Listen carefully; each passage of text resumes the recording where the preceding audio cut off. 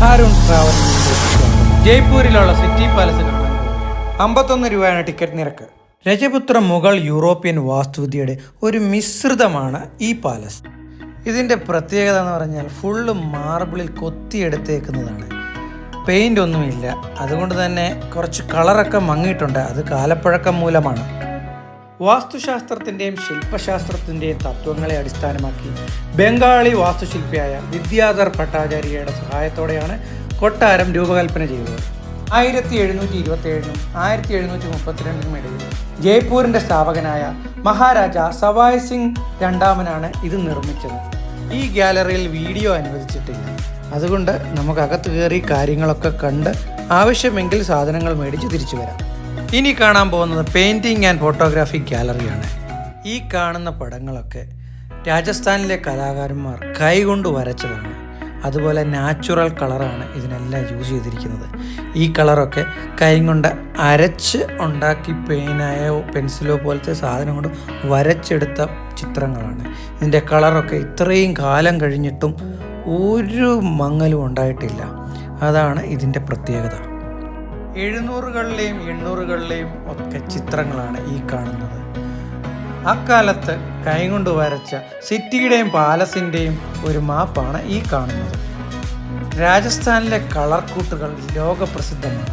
അവരുടെ ചിത്രങ്ങളിലുള്ള ആ കളറും അതിൻ്റെ ആ ബ്രൈറ്റ്നസ്സും നമ്മൾ കണ്ടാൽ ഇങ്ങനെ നോക്കിയിരുന്നു പോകും. പുരാണ കഥകളാണ് ഈ ചിത്രങ്ങളുടെയൊക്കെ ആധാരം. ശ്രീകൃഷ്ണൻ്റെ കല്യാണവും അതുപോലെ മഹാരാജാക്കന്മാരുടെ യുദ്ധങ്ങളും ഒക്കെ ഇതിന് ഇതിവൃത്തങ്ങളായി തീർന്നിട്ടുണ്ട്. ഇവിടെ എന്നെ ഏറ്റവും കൂടുതൽ അത്ഭുതപ്പെടുത്തിയത് പണ്ട് കാലത്ത് പേപ്പർ നിർമ്മിച്ച രീതിയാണ്. മുളയിൽ നിന്നും കച്ചിയിൽ നിന്നുമൊക്കെയുള്ള ഫൈബർ ശേഖരിച്ചായിരുന്നു പേപ്പർ നിർമ്മാണം. പല പ്രോസസ്സുകളിൽ കൂടി കടന്നുപോയാണ് ഫൈനൽ പേപ്പറിൽ എത്തിച്ചേരുന്നത്. പെയിൻറ്റിങ്ങുകളും അത് എങ്ങനെ അരച്ചുണ്ടാക്കുന്നു, ഏതെല്ലാം സ്റ്റോൺസ് ഉപയോഗിക്കുന്നു, ഏതെല്ലാം കൂട്ടിയാൽ ഏതെല്ലാം കളറാകുന്നു, ഇതെല്ലാം വ്യക്തമായിട്ട് അവിടെ ചിത്രീകരിച്ചിട്ടുണ്ട്. കല്ലുകളും ചായങ്ങളും ഒക്കെ അരച്ചെടുത്ത് ഉപയോഗിക്കുന്നതുകൊണ്ട് ഈ ചിത്രങ്ങൾക്കൊക്കെ എന്ത് ക്ലാരിറ്റിയും അതിനെന്തൊരു തിളക്കവുമാണെന്ന്.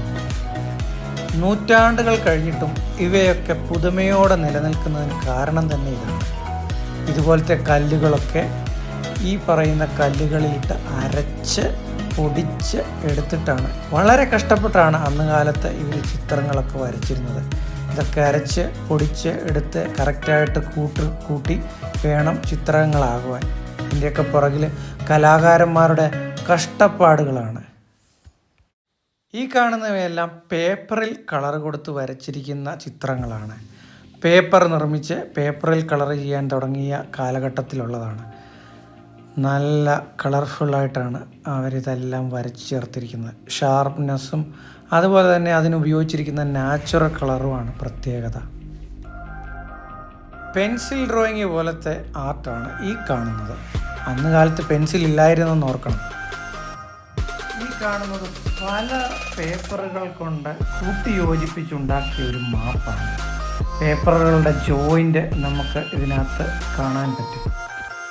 അന്നത്തെ കൊട്ടാരത്തിൻ്റെയും കോട്ടയുടെയും ഒക്കെ മാപ്പ് വ്യക്തമായിട്ട് അവർ വരച്ചെടുത്തിട്ടുണ്ട്.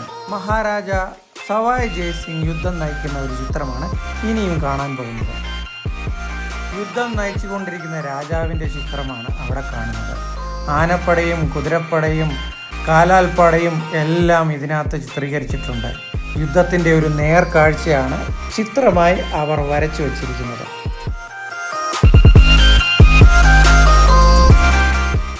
ചില ചിത്രങ്ങൾ കണ്ടാൽ നമുക്ക് വിശ്വസിക്കാൻ പറ്റുകയില്ല, ഫോട്ടോ പോലെ തോന്നുകയുള്ളൂ. അടുത്തതായി ഫോട്ടോ ഗാലറിയിലേക്ക് കടക്കുകയാണ്. പഴയകാലത്തെ ജയ്പൂരിൻ്റെ മഹാരാജാക്കന്മാരുടെ പ്രതാപം വിളിച്ചോതുന്നതാണ് ഈ ഫോട്ടോഗ്രാഫ്. അവർ പഴയകാലത്തെടുത്ത ഫോട്ടോഗ്രാഫും ആ ഫോട്ടോഗ്രാഫ്സ് എടുക്കാൻ ഉപയോഗിച്ച ക്യാമറകളും ഇവിടെ പ്രദർശിപ്പിച്ചിട്ടുണ്ട്. പഴയകാലത്ത് കൊട്ടാരത്തിൽ നടന്ന ചടങ്ങുകളുടെയൊക്കെ ചിത്രങ്ങളാണ് കൂടുതലും. കൊട്ടാരത്തിൻ്റെ ചുറ്റുവട്ടവും കൊട്ടാരത്തിൽ വരുന്ന വിശിഷ്ടാതിഥികളും അവിടുത്തെ ചടങ്ങുകളും ഒക്കെ ചിത്രങ്ങൾ പ്രതിപാദിക്കുന്നുണ്ട്. പല കാലഘട്ടങ്ങളിലുള്ള മഹാരാജാക്കന്മാരുടെ ചിത്രങ്ങളും അവിടെ സൂക്ഷിച്ചിട്ടുണ്ട്. മഹാരാജ മന്ദാ സിംഗ്, മഹാരാജ രഘുവീർ സിംഗ്, മഹാരാജ മന്ദോ സിംഗ്, അങ്ങനെ നീളുന്നു രാജാക്കന്മാരുടെ നിര തന്നെ. അന്ന് കാലത്തെ അവരുടെ നിർമ്മിതികളുടെയൊക്കെ ഫോട്ടോഗ്രാഫ്സാണ് കൂടുതൽ ഇവിടെ പ്രദർശിപ്പിച്ചിരിക്കുന്നത്. അമ്പലങ്ങളും കൊട്ടാരങ്ങളും കൊട്ടാരങ്ങളുടെ അകത്തളങ്ങളും അതുപോലെ അവരുടെ കോട്ടകളും ഒക്കെയാണ് ഈ ചിത്രങ്ങളിൽ പ്രതിപാദിച്ചിരിക്കുന്നത്.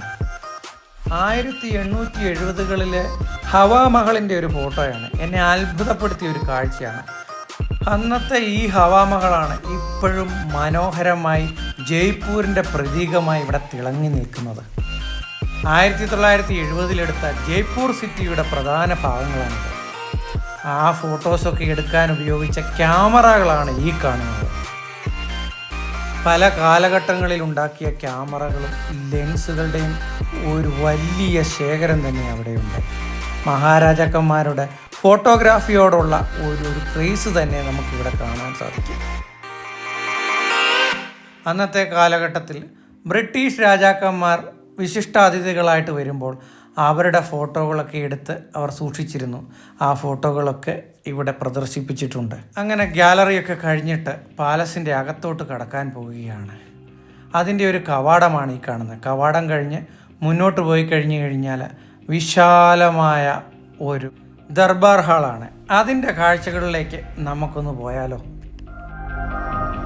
വിശാലമായ മുറ്റത്തോടു കൂടിയാണ് ദർബാർ ഹാൾ സ്ഥിതി ചെയ്യുന്നത്.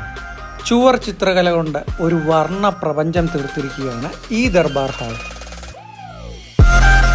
ഇതിന് ചുറ്റും കൊട്ടാരത്തിൻ്റെ കെട്ടിടങ്ങളാണ്. 4 ചുറ്റിനും കൊട്ടാരത്തിൽ പണ്ട് ആൾക്കാർ താമസിച്ചുകൊണ്ടിരുന്നതാണ്. ഇവിടെയെല്ലാം നിന്നുകൊണ്ട് ദർബാർ ഹാളിൽ നടക്കുന്ന കാര്യങ്ങൾ അവർക്ക് വീക്ഷിക്കാനും സാധിക്കും. ഇപ്പോൾ ഈ കാണുന്ന ഭാഗങ്ങളൊക്കെ മ്യൂസിയത്തിൻ്റെ ഭാഗമായി മാറിയിരിക്കുകയാണ്. ഇതിൻ്റെ അപ്പുറം ഒരു ഭാഗമുണ്ട്, അത് പ്രൈവറ്റ് ഏരിയ ആണ്. അവിടെ ഇപ്പോഴും റോയൽ ഫാമിലിയിലുള്ള ആൾക്കാർ താമസിക്കുന്നുണ്ട്. പഴയ കാലത്തെ പ്രൗഢഗംഭീരമായ പീരങ്കിയൊക്കെ തൂത്തു മിനുക്കി ഇവിടെ പ്രദർശിപ്പിച്ചിട്ടുണ്ട്.